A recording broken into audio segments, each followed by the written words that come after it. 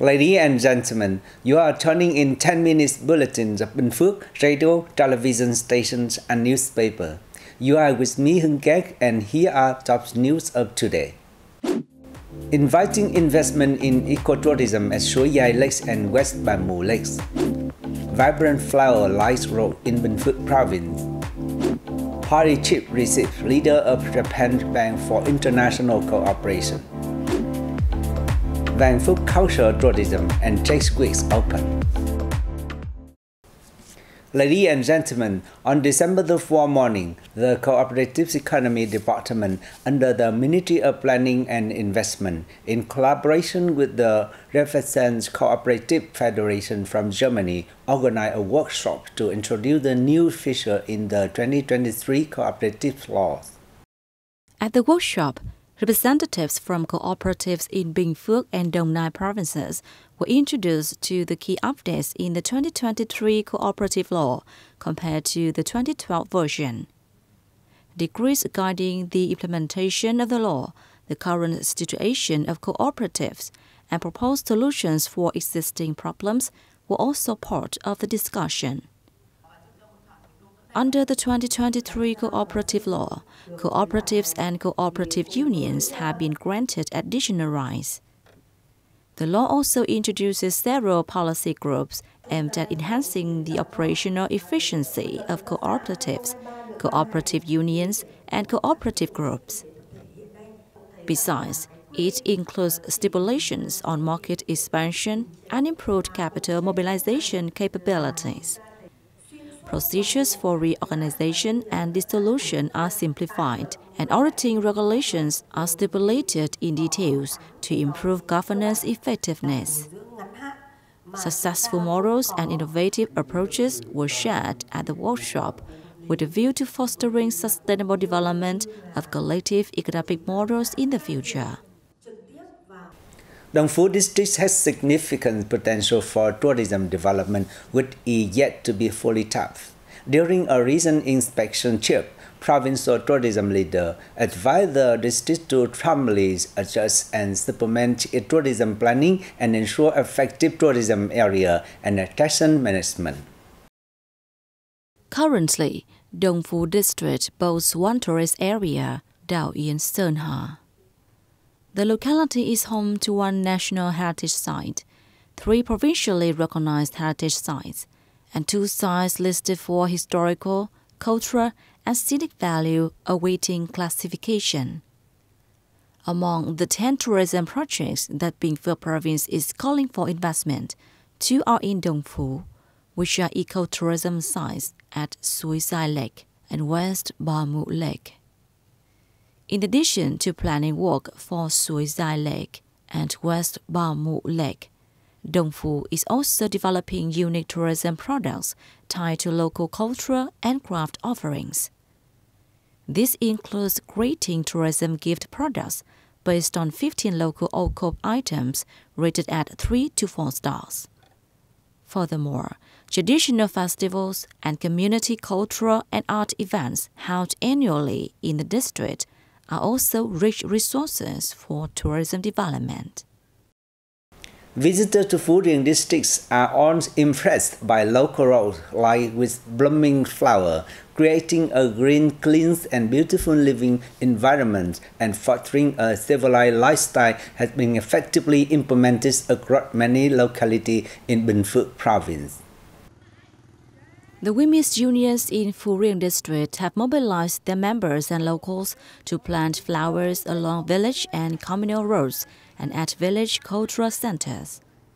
The district currently maintains 33 flower-lined roads and has recently added 9 new sketches with a total length of 5.3 kilometers. This initiative of planting flowers and ornamental plants along roadsides is a practical model contributing to environmental protection and creating green, clean, and beautiful rural area landscapes. Additionally, the women's unions have actively encouraged members to manage waste effectively, reduce plastic waste, and increase the use of eco-friendly products, contributing to the district's efforts to fulfill criteria in the New Style Rural Area Building Program.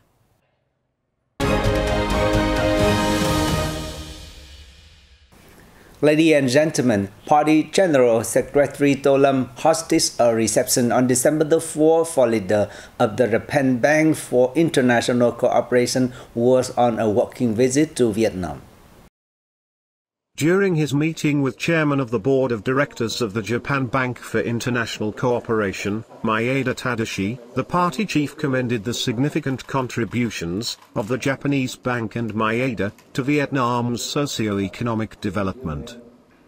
The party leader called on Japan and the bank to continue supporting Vietnam's development while paying heed to promoting infrastructure connectivity in Southeast Asia and the Mekong sub-region, especially transport, energy, and big data infrastructure.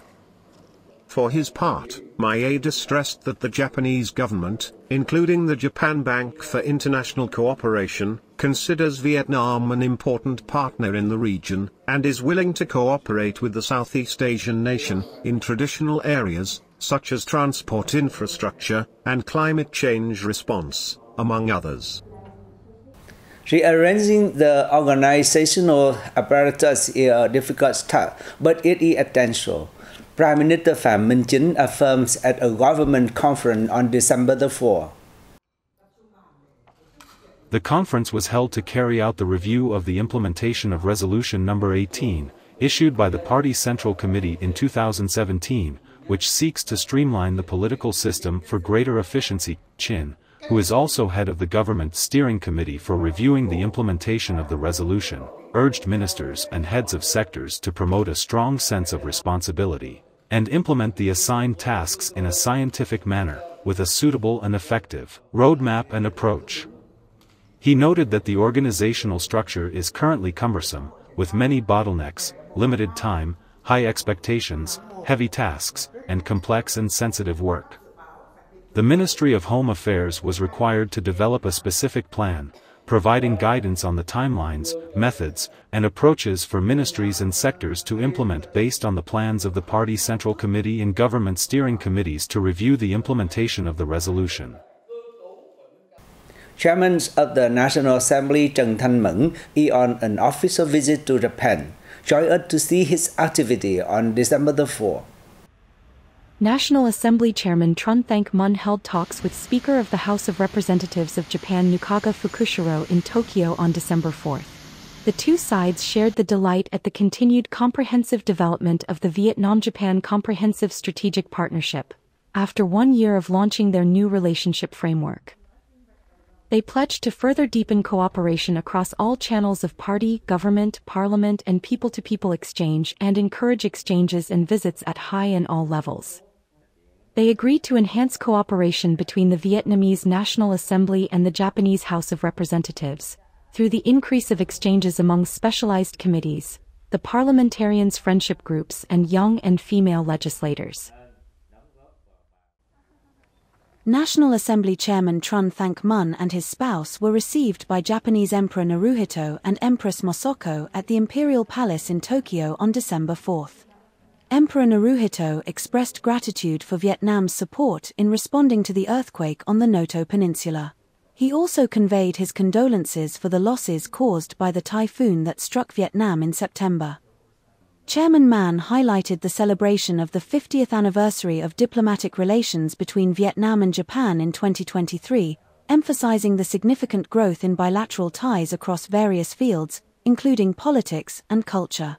He also expressed appreciation for Japan's continuous support for Vietnam over the years.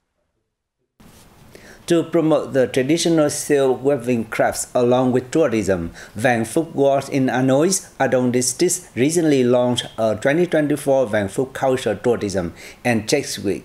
The event is also intended to commemorate the 120th anniversary of Ha Dong's establishment. Under the theme, Ha Dong Silk Village, Quintessence Convergence, the event aims to honor local artisans' contributions to preserving and developing the craft village. The week, featuring various cultural performances, folk games, and commercial activities, also aims to create opportunities for exchange and collaboration among businesses, artisans, and visitors. During the opening ceremony, the Hanoi Department of Industry and Trade presented to the ward a certificate recognizing it as a creative design center for OCOP products. The week, running through December 6th, will include a ceremony to honor the weaving crafts founders. Besides, it features cultural events such as traditional water puppetry shows, folk singing, and thematic streets like Silk Street and Flower Street. And that also wraps up our bulletin. Thank you for tuning in and goodbye for now.